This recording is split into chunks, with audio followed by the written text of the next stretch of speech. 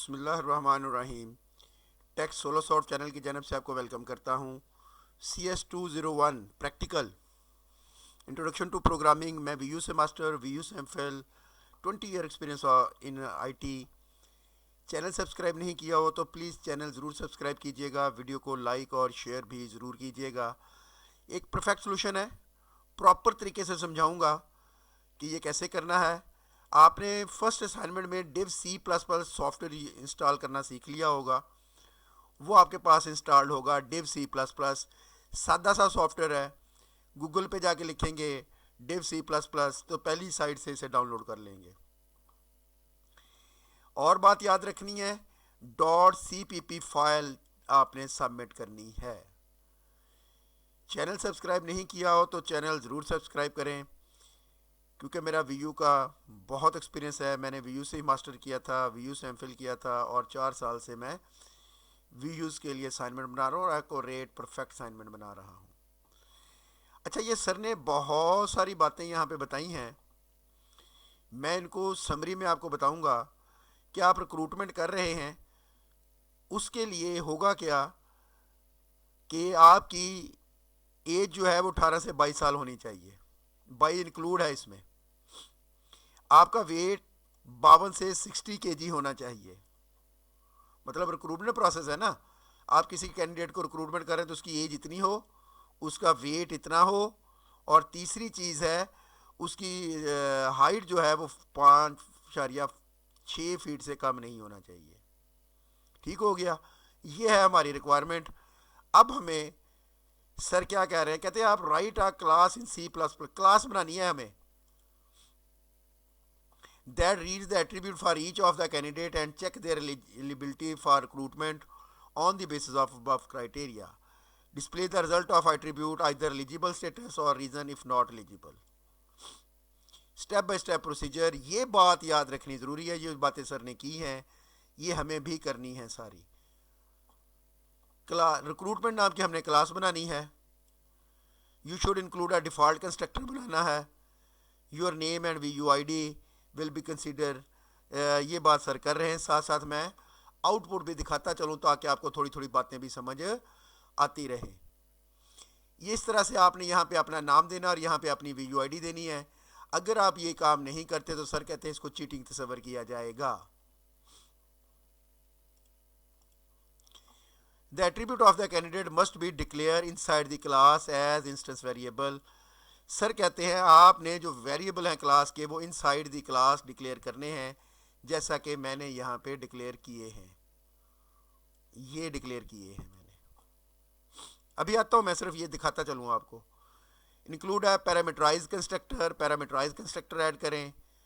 Shutter function sir ने कहा is allowed, no setter function is allowed.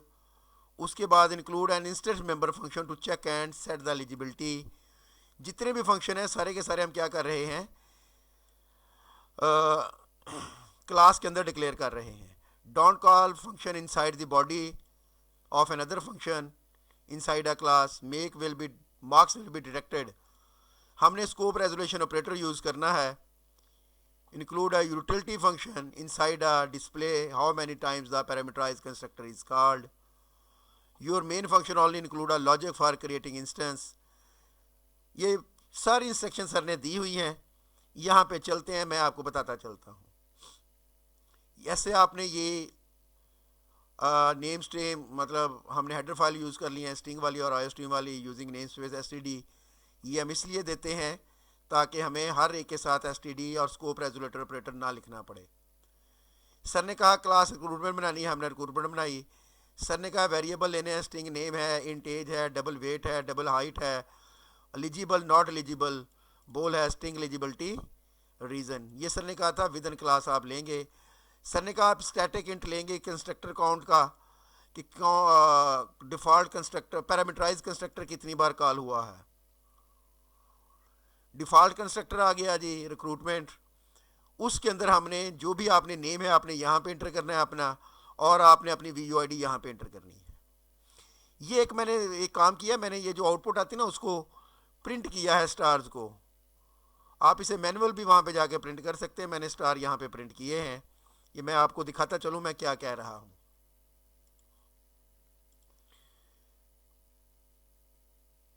मैंने ये स्टार्स जो प्रिंट करने इसके लिए लूप लगाया है, ये देखें। जैसे वो किसी भी कैंडिडेट की इन्फॉर्मेशन देगा साथ ही स्टार प्रिंट कर देगा। मैंने इस मकसद के लिए ये लगाया।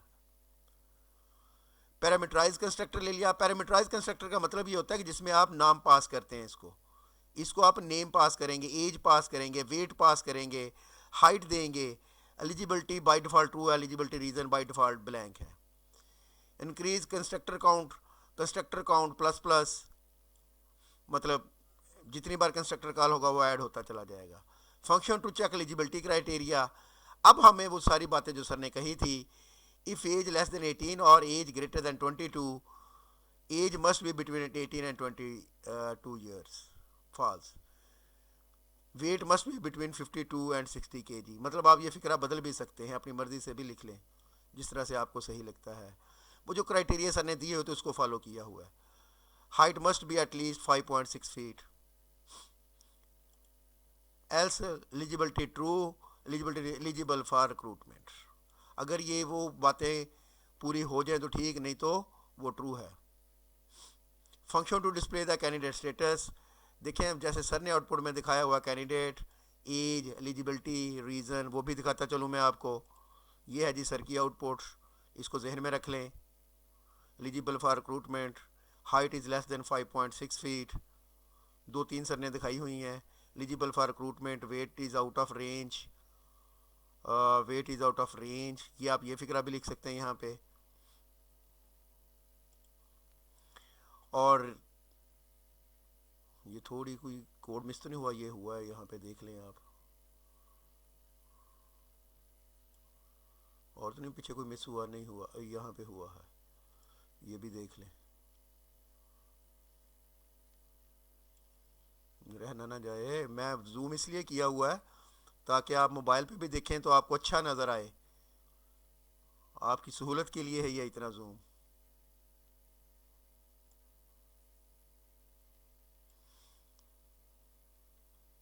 अच्छा जी, यहाँ पे आ गए हम। कैंडिडेट, उसकी एज, एलिजिबिलिटी और रीज़न। ड्रा द लाइन, वो फिर लाइन लगाने के लिए मैंने लूप लगा दिया। लूप ना लगाएं, प्रिंट सी आउट करके आप वैसे दे दें। अच्छा जी, उसके बाद यूटिलिटी फंक्शन सर ने हमें बनाने को कहा था। Static void display constructor count, the parameterise constructor was called. जितनी बार चला होगा वो यहाँ पे हमें पता चल जाएगा। Initialise static variable, int recruitment, ये स्कोप रेजुलेटर ऑपरेटर है, फंक्शन कॉल नहीं है ये, मतलब इस तरह से फंक्शन कॉल की गई है। Scope resolution constructor count. अच्छा जी, इंट मेन में आ गया रिक्रूटमेंट, डिफॉल्ट कंस्ट्रक्टर हमने कॉल कर लिया। जैसे ये कॉल करेंगे इससे क्या होगा, आईडी और नेम डिस्प्ले हो जाएगा। Create object for each candidate, recruitment candidate 1, candidate 2, candidate 3, ये वेरिएबल नेम आप बदल सकते हैं। बाबर, रिजवान, शान, इनकी वैल्यूज़ आप बदल सकते हैं।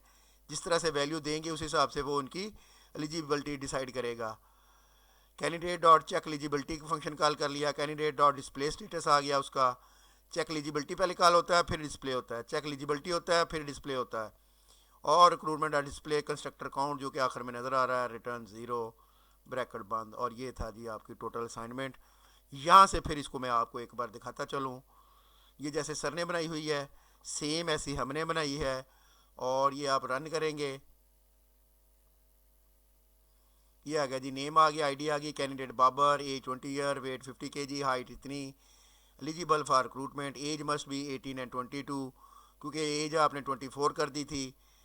As 19, weight 48, height 5.5 feet, weight must be between 50 and 60 kg।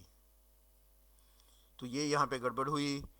Parameterise constructor was called 3 time. और ये है जी आपकी असाइनमेंट।